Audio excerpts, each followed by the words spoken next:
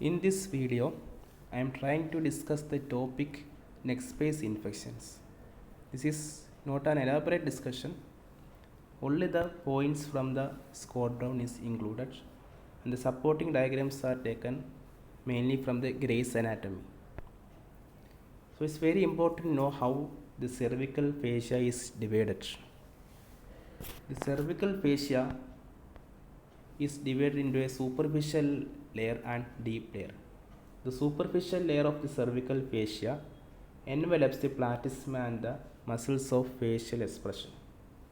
The deep layer of the cervical fascia is again divided into superficial layer of the deep cervical fascia, also known as the investing layer, and the middle and deep layers of the deep cervical fascia.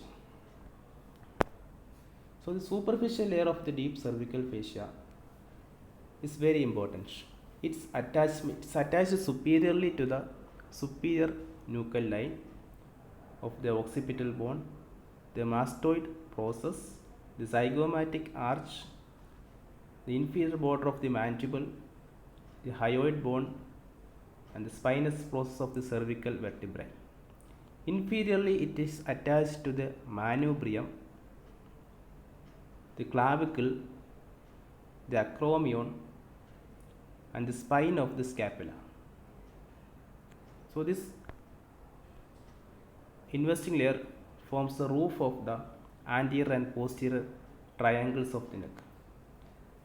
And this investing layer of the deep cervical fascia provides a robust barrier to the spread of infections. Then comes the middle layer of the deep cervical fascia.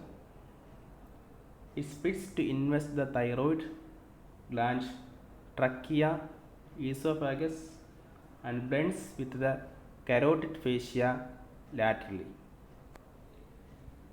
Then comes the deep layer of the deep cervical fascia, also known as the prevertebral fascia, that surrounds the vertebral column. There is another fascia called the alar fascia between the middle layer of the deep cervical fascia and the prevertebral fascia. There are 9 neck spaces described in the 8th edition of Scott Brown, which includes the parapharyngeal space, retropharyngeal space, danger space, submandibular space, masticator space, visceral space, carotid space, parotid space, and the peritonsillar space. The parapharyngeal space is also called lateral pharyngeal space or pharyngomaxillary space. It is like an inverted cone with the base bounded by the petrous portion of the temporal bone and apex at the level of the hyoid bone. It is crossed by the styloid process and it divides the styloid process divides the parapharyngeal space into a pre-styloid compartment and the post-styloid compartment. The pre-styloid compartment, that is anterior to the styloid process, it contains fat, connective tissue, maxillary artery, and 3 nerves. So the 3 nerves in the pre-styloid compartment include the lingual nerve, the inferior alveolar nerve, and the auriculotemporal nerve. The post-styloid compartment contains mainly the carotid sheath and its contents, then the hypoglossal nerve, the glossopharyngeal nerve, sympathetic chain, and the associated lymph nodes. Now coming to the retropharyngeal space. Retropharyngeal space contains lymph nodes and it is bounded by between the middle layer of the deep cervical fascia and the alar fascia. So it lies between the middle layer of the deep cervical fascia and the alar fascia. It extends from the skull base to the tracheal bifurcation.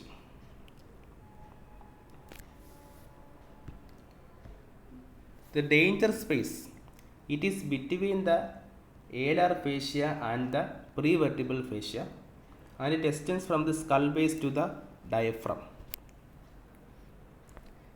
Then comes the submandibular space.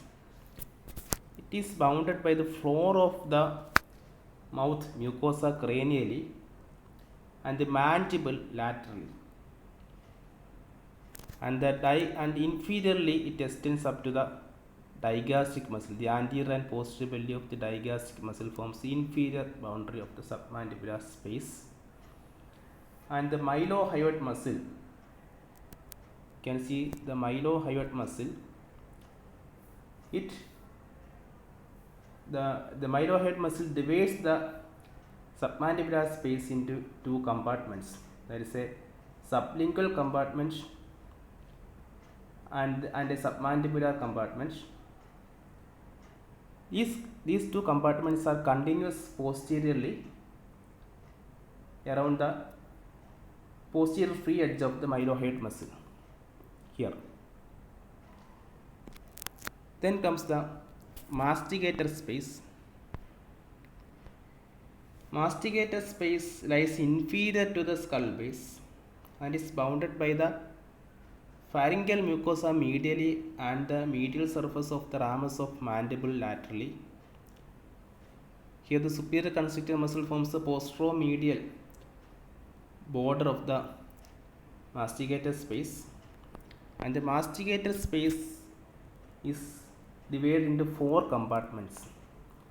See, we can see the masseter muscle here and the temporalis muscle here. The temporalis muscle is attached to the coronoid process of the mandible, and the masseter is attached to the angle of mandible. So we can see that there is a space lateral to the temporalis muscle and another space medial to the temporalis muscle. So the space lateral to the temporalis muscle forms the superficial temporal space, and the space medial to the temporalis muscle forms the deep temporal space.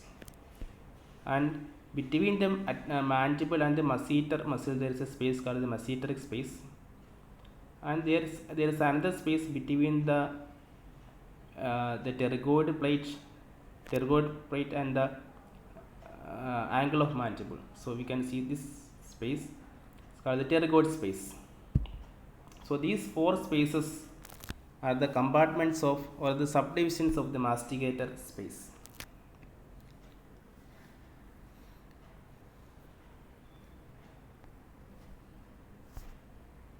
Now comes the visceral space. So this is the visceral space formed anteriorly by the middle layer of the deep cervical fascia that envelops the thyroid and the trachea, and posteriorly by the deep layer of the deep cervical fascia.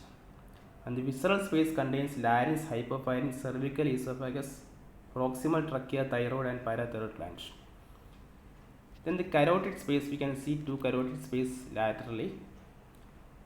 It is formed by the carotid sheath and it contains the common carotid artery, internal jugular vein and the vagus nerve. Then comes the parotid space. The investing layer of the deep cervical fascia, and it splits to enclose the parotid glands. So the parotid space contains the parotid gland, the facial nerve, the retromandibular vein, the external carotid artery and its branches.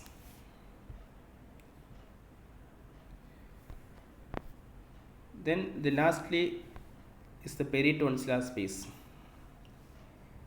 The peritonsillar space lies lateral to the pharyngeal tonsil and medial to the superior constrictor muscle. So it lies between the capsule of the tonsil and the bed of the tonsil, and it contains loose connective tissue, and it is the site of accumulation of pus in peritonsillar abscess or quinsy. And there is another significance of this space is that while doing conventional tonsillectomy, our plane of dissection is through this space. That is, we have the avascular plane between the capsule of the tonsil and the bed of the tonsil. We have to limit our dissection through this plane. We have to keep the dissection through this plane to reduce bleeding. Now the etiology, clinical features, symptoms, signs, evaluation and management of the deep neck space infection will be discussed in the coming video. Thank you.